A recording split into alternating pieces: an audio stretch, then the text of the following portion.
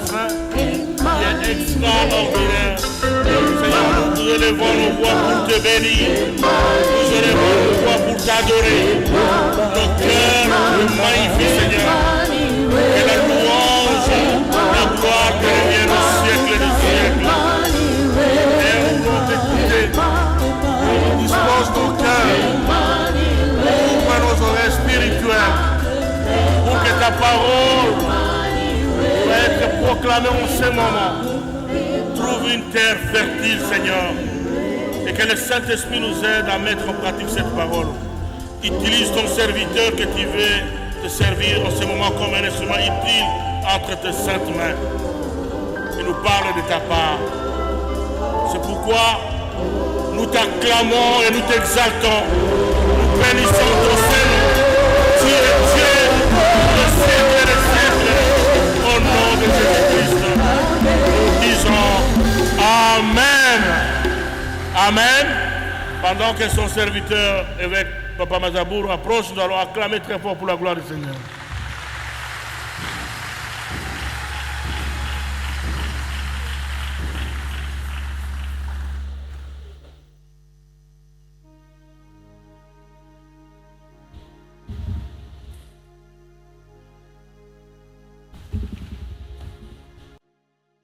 Merci pour la prière, Pasteur Alengue. Nous prenons nos Bibles. Prenez vos Bibles. Il y avait un culte hier ici, j'ai introduit comme ça, un culte funèbre. J'ai dit, prenez vos Bibles.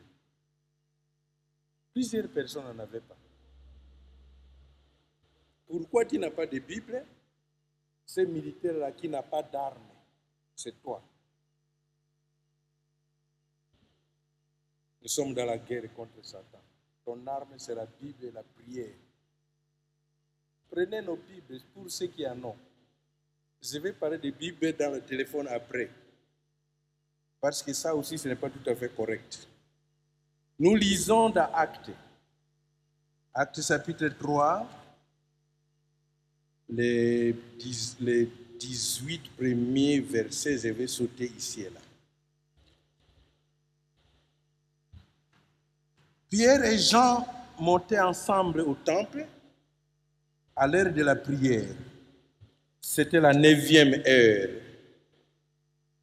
Il y avait un homme boiteux de naissance qu'on portait et qu'on plaçait tous les jours à la porte du temple, appelé la Belle, pour qu'il demandât l'aumône à ceux qui entraient dans le temple. Cet homme voya Pierre et Jean qui allaient y entrer, leur demanda l'aumône. Verset 4, soulignez ça. Pierre, de même que Jean, fixant les yeux sur lui, et dit, regarde-nous. Et il les regardait attentivement, s'attendant à recevoir d'eux quelque chose, c'est-à-dire l'argent. Alors Pierre lui dit, je n'ai ni argent ni or, mais ce que j'ai, je te le donne. Au nom de Jésus-Christ de Nazareth, lève-toi et marche. Et le prenant par la main droite, il le fit lever au même instant, ses pieds et ses chevilles devinrent fermes. D'un saut, il fit debout et il se mit à marcher. Il entra avec eux dans le temple, marchant, sautant, et il lui a dit. Tout le monde le vit marchant et lui a dit. Il reconnaissait que c'était celui qui était assis à la belle porte du temple pour demander l'aumône. Et ils furent remplis d'étonnement et de surprise au sujet de ce qui était arrivé.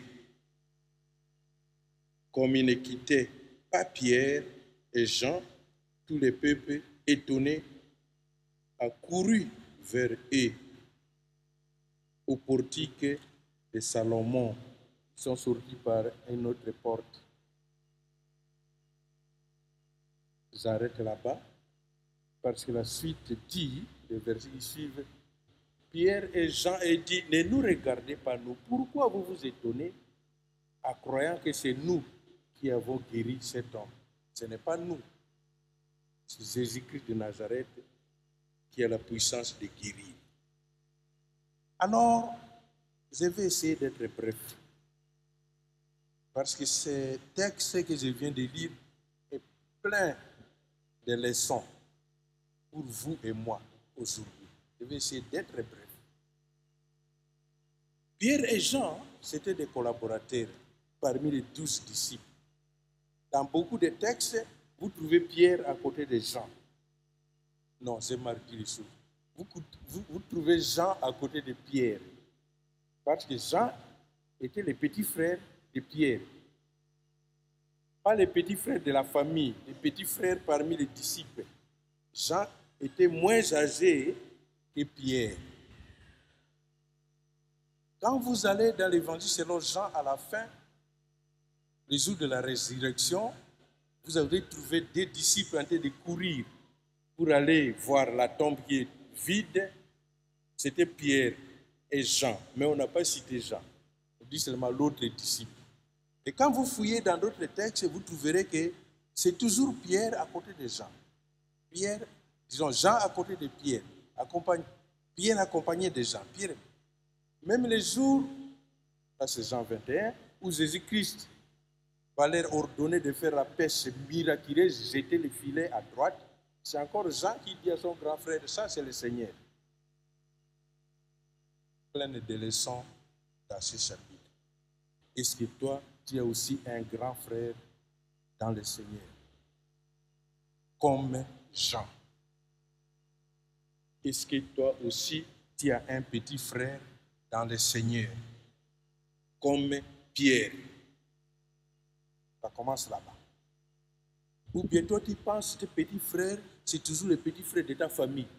Moi, j'ai beaucoup de petits frères qui ne sont même pas nés dans ma province. Moi, j'ai beaucoup de grands frères. Ce n'est pas vous me tapez la poitrine. Je vous dis, mettez la parole de Dieu en pratique. Moi, j'ai beaucoup de grands frères. L'autre, c'est Papa Perebo ici présent. Mais il n'est pas de ma famille. Mais c'est mon grand frère dans le Seigneur. Quand il me dit arrête, j'arrête. C'est mon grand frère. Est-ce que toi, tu as aussi un grand frère dans le Seigneur qui te donne des conseils? Est-ce que toi, tu es aussi un petit frère dans le Seigneur qui t'oriente? Ne fais pas ceci, on fait comme ceci dans la foi. Première leçon. Deuxième leçon, ça concerne les boîtiers. Un boîtier de naissance, on l'amenait au temple, le temple de Jérusalem, porte appelée la Belle. Je n'entre pas dans les détails des portes. Quand vous lisez on, ce n'est pas on. C'est les membres de sa famille qui l'amenaient tous les jours au temple pour demander l'argent, le monnaie. La leçon là-bas est que on n'a pas construit le temple de Jérusalem pour distribuer l'argent aux pauvres. C'est vrai que dans l'église ancienne, primitive, comme dans l'Ancien Testament, nous sommes demandés à nous entraider. Mais il ne faut pas venir à la cathédrale chaque dimanche pour chercher l'argent, le monnaie. C'était la faute qu'avait commise ce boîtier et sa famille. Et il l'amenait à la porte parce que les gens qui vont entrer vont lui donner l'argent. On vient de prendre le soir, ils rentrent, ils achètent des chikwang, des foufous, des haricots avec ça. On n'a pas construit le temple pour ça. Le temple de Jérusalem. La cathédrale ici, on ne l'a pas construite pour ça. On a construit le temple de Jérusalem. On a construit ces grands temples que vous appelez cathédrales pour que vous et moi, en venant ici, nous allions au ciel. Vous êtes en train de me suivre? Nous venons ici les dimanches, pendant la semaine, et tout ça, pour un seul but. Pour que vous et moi, parce que nous avons accepté le Seigneur Jésus-Christ, peut-être quelqu'un qui n'a pas encore accepté le Seigneur Jésus-Christ, mais le seul but est que nous allions au ciel. ne prenez pas l'argent, ne mettez pas à la première place. Vous pouvez gagner tout l'argent du monde, vous mourrez, vous allez en enfer, c'est vraiment malheureux. Je ne voudrais pas ouvrir cette parenthèse, parce qu'il y a mes frères qui détournent des millions et des millions et des millions pour aller en enfer. Ces millions vont rester sur la planète Terre, dans des banques ici quelque part. Tu gâches ta vie pour aller en enfer à cause des choses du monde. La Bible ici est très claire. N'aimez pas le monde, ni les choses qui sont dans le monde. Si quelqu'un aime le monde, l'amour du Père n'est pas en lui. Et toi, tu aimes le monde, tu aimes l'argent, tu aimes le pouvoir, tu aimes ceci. Ça va rester. Ce n'est que la vie éternelle que tu as eue, que moi j'ai eue en Jésus-Christ, qui ne reste pas. J'ai pensé que vous allez acclamer ça. Je pensais comme ça. Nous venons ici pour la vie éternelle. C'est vrai, j'ai répété, qu'il faut que nous nous aidions aussi. Nous sommes des frères et sœurs, non? Vous trouvez, nous ne sommes pas tous riches, nous ne sommes pas tous pauvres. Nous n'avons pas tous le même niveau. Nous n'avons pas tous les mêmes possibilités. J'ai toujours montré les doigts, mes doigts. Vos doigts sont comme ça aussi. Nous avons les 5 doigts ici. Ils ne sont pas pareils, ils n'ont pas la même taille. Tous importants. Pour dire les pauvres qui viennent ici dans le temple, ils sont aussi importants. Et c'est ton frère, c'est ta sœur. Je rentre ici, ce n'est pas ton frère de tribu, ton frère de clan, ton frère de famille africaine élargie ou bien famille restreinte. Non, c'est ton frère, c'est ta sœur dans le Seigneur. Il faut l'aider. Mais on n'a pas reconstruit, on n'a pas construit plutôt ce temple pour que nous venions chercher l'argent. Il y en a qui ont mis ça dans leur tête. Le dimanche, je vais aller à la cathédrale parce qu'après la sortie, je vais suivre telle personne pour me donner l'argent. Non! Non, mon frère, non, ma soeur. Arrêtez cela. Ces messieurs venaient au temple pour chercher l'argent. Alléluia. Alléluia. Pierre et Jean lui ont donné une correction. Une bonne correction. Pierre dit, regardez-nous, c'est les grands frères qui parlent, non? Regardez-nous, nous sommes 2. Mais nous n'avons pas d'argent. Parce que toi, ton objectif c'est l'argent, mais nous n'avons pas l'argent. Mais nous avons quelque chose qui est plus que l'argent. Au nom de Jésus-Christ de Nazareth, lève-toi et marche. Il tient par la main, il se met debout comme ça. Le nom du Seigneur Jésus-Christ est plus que l'argent, plus que l'or, plus que les diamants, plus que les cobaltes, plus que les dollars, plus que tout ce. J'étais là à la deuxième leçon, le nom du Seigneur Jésus-Christ. Il y a de mes frères qui jouent avec ça, avec le nom du Seigneur Jésus-Christ. Il y a un, là où j'habite, à mes côtés, s'il avait dit, Akolamuga Tongo Tongo. Permettez-moi mon lingala toujours. Et il vous réveille, il dit qu'il est en train de prier. Au nom de Jésus, au nom de Jésus, au nom de Jésus. Je compte, moi je commence à compter. Au nom de Jésus, au nom de Jésus, au nom de Jésus. Il n'y a personne devant lui, il a quel problème. Jusqu'à 10, au nom de Jésus. Vous êtes en train de gaspiller des bombes. Le gaspillage de munitions dans l'armée, ça coûte cher. On peut vous arrêter. On n'utilise pas le nom du Seigneur Jésus-Christ en vain dans des bêtises. Rencontrez les démons. Citez-leur le nom de Jésus. Vous verrez comment ils vont fuir devant vous. Nous autres avons vécu cela avant. Nous autres. Je cite mon grand frère. Nous avons vécu des histoires ici. Quelqu'un qui vient avec sa magie et sa sorcellerie, il veut entrer, il tombe à la porte là. Nous étions nombreux ici. Et vous dites, c'est Pérebo et Mazabour, allez vous occuper de ça. Un magicien, un sataniste, il vient chercher à tuer les gens dans les temples. Ils sont là, ils arrivent. Les démons entrent dans les temples. Si Satan est allé jusqu'au ciel pour accuser Job, vous pensez qu'il ne viendra pas ici? Nous sommes assis là, il y a des démoniaques qui sont aussi là-bas, des sorciers qui sont aussi là-bas, mais c'est leur affaire. Parce qu'on ne blague pas avec celui qui est sorti vivant le 3e jour. Il les a dominés tous. La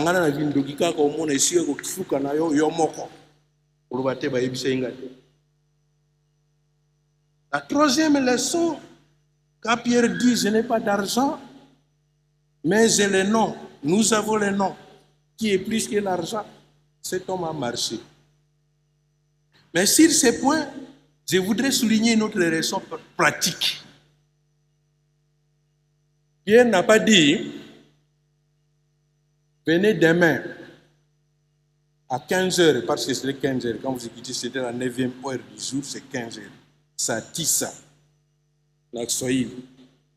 Pierre n'a pas programmé que venez au temple, vous allez voir comment je vais opérer des miracles. Les miracles qui sont opérés par le Saint-Esprit ne se programment pas. On ne donne pas un programme à Dieu. Vous qui remplissez les stades de martyrs pour aller suivre des miracles, vous suivez des faux miracles. Le Saint-Esprit ne dit pas, écoutez, venez demain nombreux parce que je vais opérer un miracle là au temple. Il n'a pas dit ça. Lui, il intervient, lui le Saint-Esprit, il intervient quand il veut, où il veut et comme il veut. Il n'est pas programmé par les hommes. Vous nous parlez d'un autre Saint-Esprit qui n'est pas dans la Bible. Il a ses manières d'agir. Même les jours de Pentecôte, Jésus-Christ n'a pas dit, quand vous serez en train de prier, il a dit seulement le Saint-Esprit surviendra sur vous. Le verbe survenir, ça veut dire venir au temps où vous ne vous y attendez pas. Le Saint-Esprit agit comme ça. Cessez de suivre les gens qui font des programmes pour les makiona qu'ils ont organisés et puis vous êtes des malandangourou pour aller n'importe où. Beaucoup de faux prophètes, Matthieu 24, plusieurs faux prophètes viendront en mon nom et séduiront beaucoup de gens, beaucoup de chrétiens. Et même les élus, s'il était possible. Il ne faut pas que toi tu sois séduit. Ici, c'est un vrai miracle. Pour la plupart d'autres, ce sont des faux miracles. Alors, l'apôtre Pierre n'avait pas programmé. Ça, c'est la 3e leçon. Je m'en vais vers la fin. J'ai dit que je vais être bref. Il n'a pas mobilisé, lui, l'apôtre Pierre. Maintenant, les miracles s'accomplissent. Il ne se vante même pas. Ce sont les gens qui courent derrière lui et son petit frère Jean. Il adore lui. C'était aujourd'hui. Pierre et Jean seraient devenus des millionnaires. Ils atterrissaient par là. Pierre et Jean les regardent. Ils disent, mais comment? Vous reconnaissez qu'il était boiteux? Et c'est vrai que nous l'avons tenu par la main, il s'est mis debout. Mais ce n'est pas nous, ce n'est pas moi Pierre, ce n'est pas mon cadet ici qui a fait ça. C'est le nom de Jésus-Christ de Nazareth qui est ressuscité des morts, qui les fait marcher.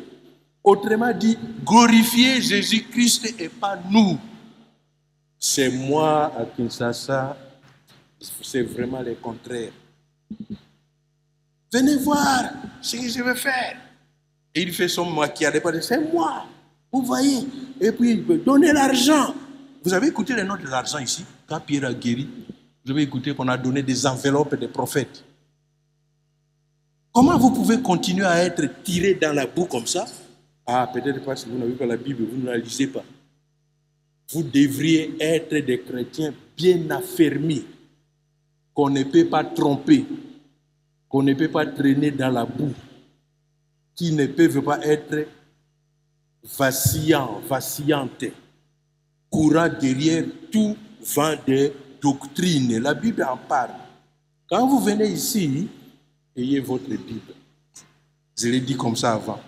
Quand vous venez ici, écoutez la parole de Dieu. Quand vous venez ici, ne soyez pas traînés dans le désordre. J'ai promis de parler un peu de téléphone vers la fin. Parce que vous avez des téléphones. Là, ça va être rare si je demandais ici qui n'a pas de téléphone.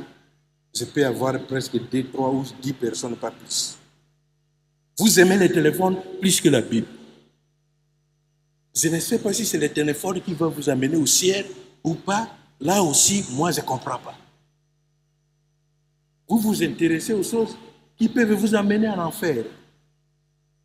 Les miracles dans les téléphones. Moi, j'ai un téléphone aussi, non? J'ai commencé à consulter les soirs et tout ça. Est-ce que j'ai eu des appels et tout ça? Cliquez.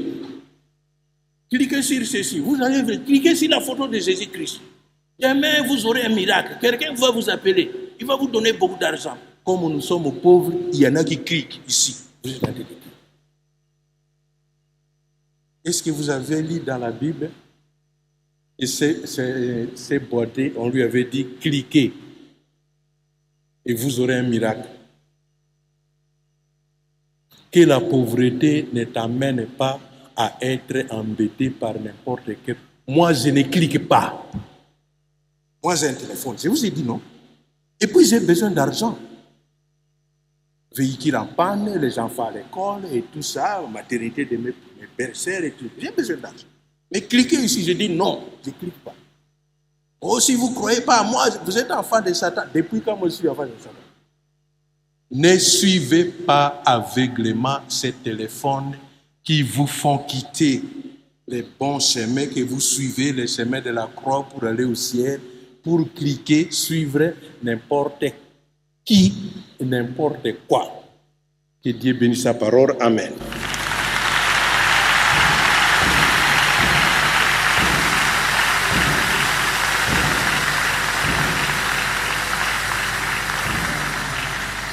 Amen.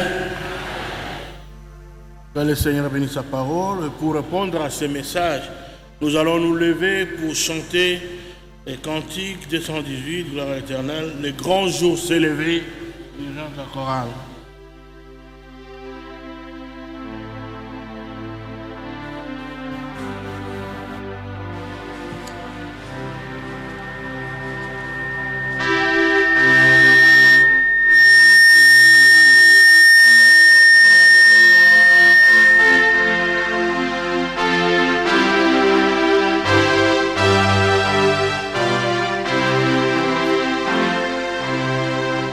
Le grand